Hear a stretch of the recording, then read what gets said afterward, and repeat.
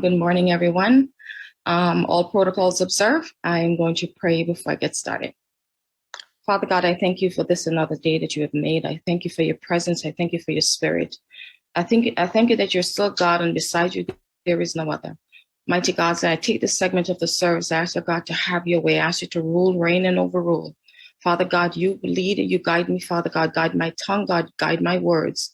Father, I ask you to help me to decrease, that you will increase, and I'll be careful to give you the glory, the honor, and the praise. In Jesus' name, amen and amen. Do I have permission to share my screen?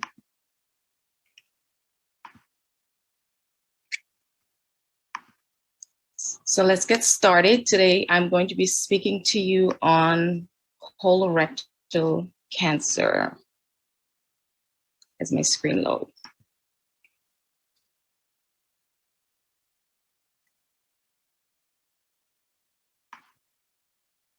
So what is colorectal cancer?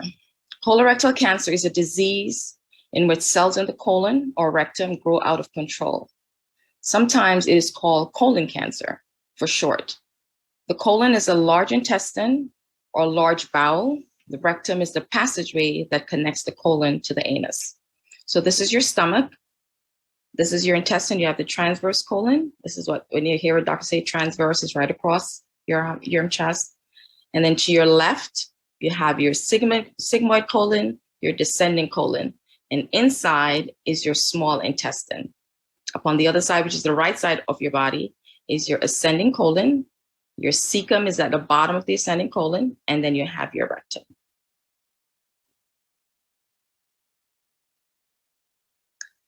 What does a healthy colon look like versus colon cancer? Now, a healthy colon, you see the nice perfusion of the blood. When someone has colon cancer, their colon tends to change color. And you have this here is where the cancer is. That's what a cancer looks like, typically. Are you at risk for colon cancer? Well, there are many people that are at risk, but these are some of the risk factors. Race, African-American men and women are at a higher risk. Being overweight, people that drink a lot of alcohol, smoking, inflammatory bowel disease, including ulcerative colitis and Crohn's disease, put people at a higher risk. If you have a personal or a family history, having a parent, a sibling, or a child with colorectal cancer increases your risk. Not being physically active, diets that are high in red meat and processed meats. So like your hot dog, a lot of people like smoked, a lot of those smoked meats. That's not really that healthy for you. Tastes good, but it's not that good, healthy for you. What are the signs and symptoms of colorectal cancer? Some of the signs and symptoms are a change in your bowel habits. You may have blood in your stool. So the blood could be either bright red or it could be dark. A lot of diarrhea and constipation, or feeling that the bowel does not empty all the way when you go to the bathroom. You may have a lot of abdominal pain, aches, or cramps that don't go away. You may have weight loss, and you don't really know why.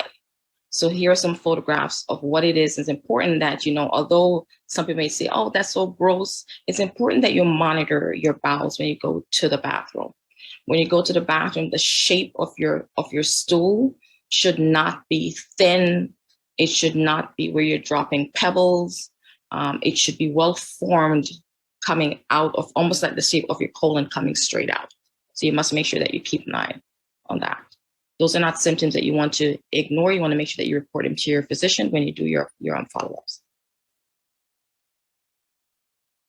How is it diagnosed?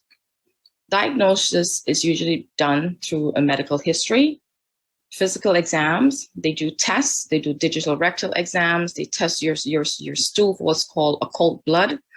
They may do a biopsy. Some doctors may do the x-rays, CAT scans, MRIs, PET scan, colonoscopy. You want to make sure that when you get to that age of getting your colonoscopy, that you actually are getting them done and not missing them. Sometimes that's what happened.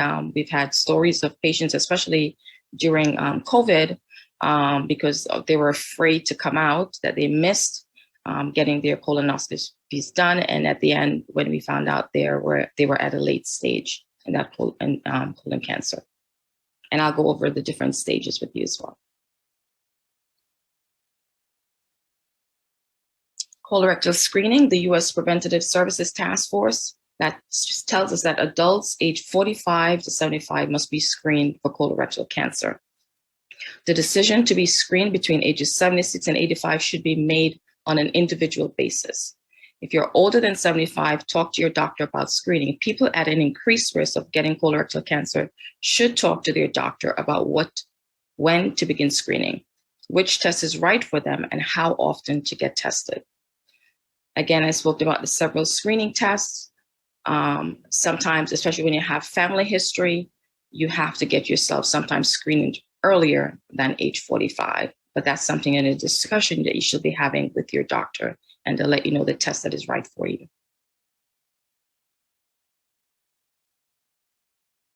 Now, this is the different stages of colorectal cancer and how the colon looks when the stages start. If you can see my cursor, when it's a stage 0, it's starting to form like there's a polyp there, right? Stage 1 is now getting bigger. Stage 2, 3, and this is what it looks like when it's at stage 4. And this means that it is now spread to other organs of the body at that stage.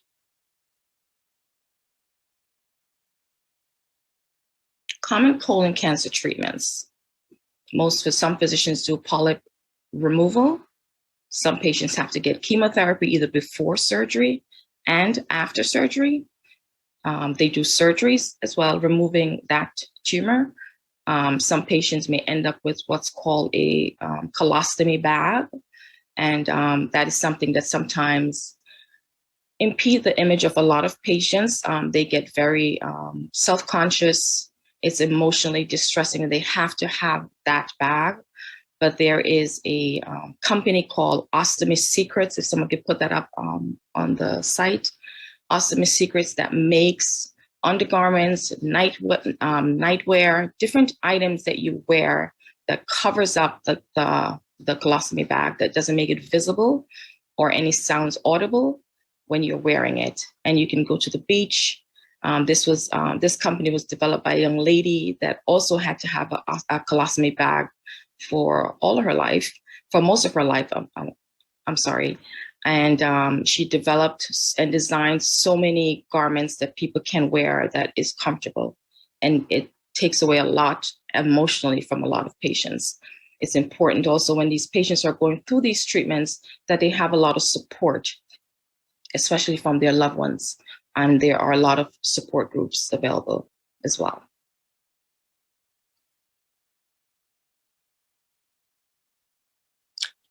Before I completely close this out, I just want to remind everyone again, it's important that you get screened. This month was colorectal cancer month. I would have loved to have done the entire month, but due to all the topics that I needed to cover, I was not able to speak a lot on this. But that just basically gave you the summary really on colorectal cancer. Just remember your hereditary factors, lymph syndromes, familial polyps, that those are things that you want to make sure that you speak to your doctors about. Even if it's a distant relative, you want to make sure that you let your physician know what your family history are. These are companies that I would like to acknowledge, and these are also companies that you can go on their website and get further information just in case you have any further questions. But I'll be also answering questions in the Zoom room once we switch over from Facebook. Please, I would like to thank the CDC, the National Cancer Institute, the American Cancer Society, South Lake General Surgery, Health Central, and Halifax Health. This information, again, that I provide on a weekly basis is never intended to replace any advice given to you by your healthcare provider. Please keep up with all follow-up doctor's appointments. I cannot emphasize that enough with anyone. It's very important.